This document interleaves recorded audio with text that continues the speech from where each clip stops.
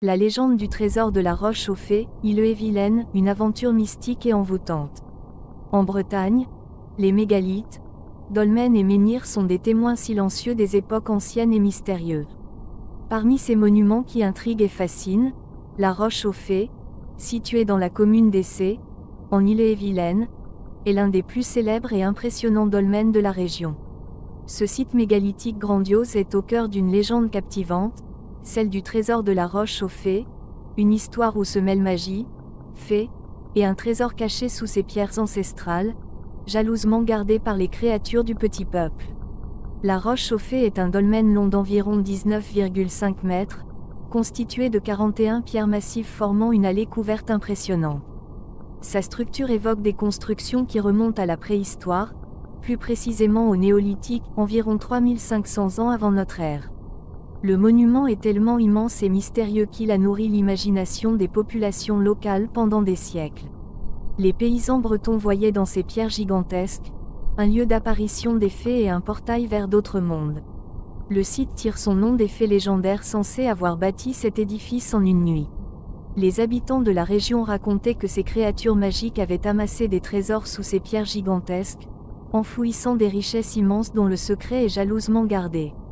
Mais il ne s'agit pas seulement d'un trésor matériel, la Roche-Chauffée est également le symbole d'un pouvoir ancien, imprégné de mysticisme et de magie, que seuls les plus courageux ou les plus sages pourraient espérer déverrouiller. Les fées jouent un rôle central dans la légende. Selon le récit, ces êtres magiques, dotés de pouvoirs surnaturels et souvent ambivalents, sont les constructrices de la Roche-Chauffée. Ces fées n'étaient pas des créatures petites et fragiles, mais plutôt des entités puissantes et majestueuses, capables de déplacer des blocs de pierre pesant plusieurs tonnes avec une facilité déconcertante. Elles auraient construit la Roche-Chauffée en une seule nuit, déplaçant les énormes pierres depuis des carrières éloignées. Leur mission n'était pas simplement de construire un dolmen, mais de créer un abri pour protéger un trésor mystérieux, un héritage d'une époque oubliée, fait d'or, de bijoux précieux, mais aussi de savoirs anciens et d'artefacts magiques. Ce trésor, dissimulé sous le dolmen, est gardé jalousement par les fées, qui ne tolèrent que très peu les mortels trop curieux. Selon certaines variantes de la légende, le trésor ne peut être découvert que par quelqu'un d'une grande pureté de cœur ou possédant une sagesse exceptionnelle. D'autres récits parlent d'un pacte secret qui permettrait de se lier aux fées pour obtenir une partie du trésor, mais à un prix élevé, celui de perdre quelque chose de précieux en retour, comme sa liberté, sa jeunesse, ou même son âme. Au fil des siècles, de nombreux aventuriers et chercheurs de trésors ont tenté de découvrir les richesses cachées sous la Roche-Chauffée. Tous ont échoué, certains d'entre eux disparaissant mystérieusement sans laisser de traces, comme si les fées avaient fait payer leur audace en les emprisonnant dans leur monde. L'une des légendes les plus célèbres raconte l'histoire d'un paysan du nom de Jean Louarn, qui, dans les années 1800, prétendait avoir trouvé la clé pour découvrir le trésor. Un soir, alors qu'il traversait les landes d'Essé, il aperçut une lumière étrange près de la Roche-Chauffée. Curieux, il s'approcha du dolmen et découvrit une porte secrète dans la roche, qui semblait s'ouvrir à son approche. Enivré par la perspective de découvrir le trésor, Jean pénétra à l'intérieur du monument. À accent grave, l'intérieur, il vit des montagnes de pièces d'or, des bijoux scintillants, et des objets dont il ne comprenait pas la fonction, mais qui semblaient être chargés de puissance mystique. Alors qu'il s'apprêtait à saisir une poignée d'or, une voix douce mais autoritaire résonna dans la grotte. Une fée apparut devant lui, belle et imposante, mais son visage était empreint d'une gravité intimidante. Elle lui dit qu'il pouvait emporter ce qu'il voulait du trésor, mais qu'il devait le faire avant que le chant du coq ne retentisse. Si le coq chantait avant qu'il n'ait quitté la Roche-Chauffée, il serait à jamais prisonnier de cet endroit. Pris de panique, Jean tenta de remplir ses poches le plus rapidement possible. Mais enivré par la quantité de richesses, il perdit la notion du temps. À cet instant précis, un cri perçant traversa les airs, le chant du coq. Jean réalisa trop tard qu'il était prisonnier du dolmen.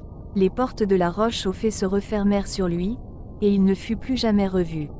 Certaines légendes bretonnes suggèrent que le trésor de la Roche-Chauffée pourrait être révélé, mais uniquement lors de circonstances particulières et très rares.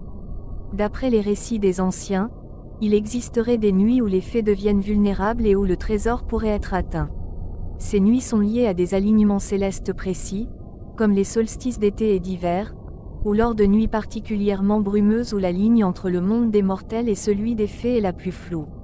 Lors de ces nuits magiques, il est dit que la roche aux fées brille d'une lueur surnaturelle, et que ceux qui osent s'en approcher avec un cœur pur peuvent voir les fées danser autour des pierres, gardant jalousement leur trésor.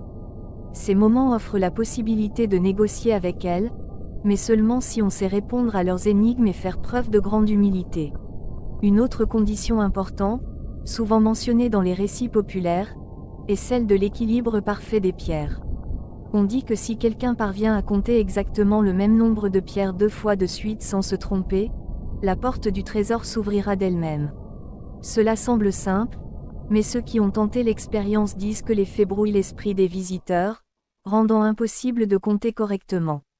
Le dolmen de la roche aux fées n'est pas seulement réputé pour son trésor caché, mais aussi pour les pouvoirs magiques qui lui sont attribués. Certaines légendes parlent de ses vertus curatives. On dit que les jeunes femmes qui tournent autour du monument pendant des nuits de pleine lune peuvent obtenir la fécondité et la protection pour leurs futurs enfants. Il est aussi mentionné que ceux qui dorment à proximité du dolmen pendant la nuit reçoivent des rêves prophétiques, révélant des vérités cachées ou des secrets de l'avenir. D'autres croyances populaires affirment que la roche aux fées est un lieu de passage entre le monde des vivants et celui des morts. Les âmes des défunts, en particulier celles des enfants morts-nés ou des innocents, trouveraient refuge près du dolmen, sous la protection des fées. Il n'est donc pas rare de trouver de petites offrandes, fleurs, bougies ou pièces de monnaie, laissées par les habitants locaux en mémoire de leurs proches disparus. Comme beaucoup de légendes bretonnes, celle de la roche aux fées comporte une dimension morale. Les fées, gardiennes du trésor, ne tolèrent ni l'avidité ni l'irrespect. Ceux qui cherchent à s'emparer du trésor par cupidité sont inévitablement punis, tandis que ceux qui approchent le dolmen avec humilité et respect peuvent espérer obtenir des faveurs, que ce soit sous forme de bienfaits matériels ou de connaissances occultes. La légende rappelle aussi l'importance de la prudence et du respect des lieux sacrés. La roche aux fées, comme tant d'autres sites mégalithiques en Bretagne, n'est pas simplement un amas de pierres anciennes. C'est un lieu où le sacré et le profane se rencontrent, où les forces invisibles de la nature et du monde spirituel sont à l'œuvre.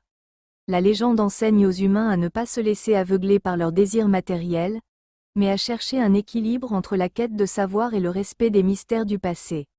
En définitive, la roche aux fées demeure un lieu de fascination, où les fées et leurs trésors cachés continueront d'alimenter l'imagination collective des Bretons et des visiteurs curieux.